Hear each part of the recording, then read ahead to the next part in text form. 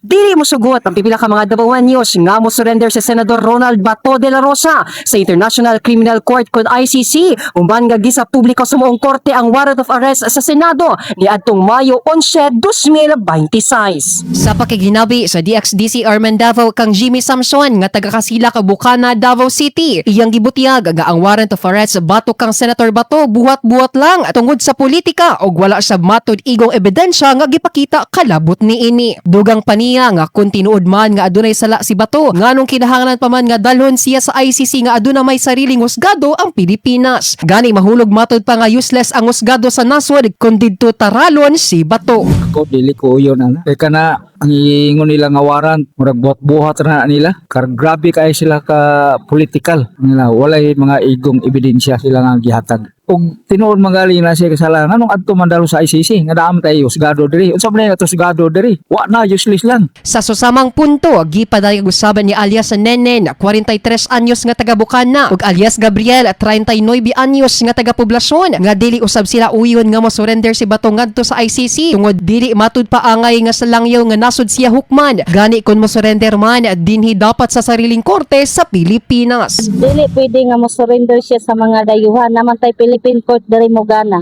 Dapat diri siya mo surrender sa atong korte. Dili ko musugot naaman tay korte diri sa Pilipinas, diri siya kanon ganing litison kay lain man nang kuan nga nasa ibang bansa nga kuan nga namatay sariling kuan diri korte. Kainumduman nga una na nga gilimod sa ICC ang mga mikalat nga storya kabahin sa secret warrant of arrest batok kang Senator Bato. Apan ni adtong Mayo 11, gisilbi ni kani nga Senador Antonio Trillanes IV ang kopya sa mong warrant kang Bato samtang anaa sa Senado. Kasama mo sa balita og serbisyo publiko, Radyo Man Willa Duran, Tatak, RMN.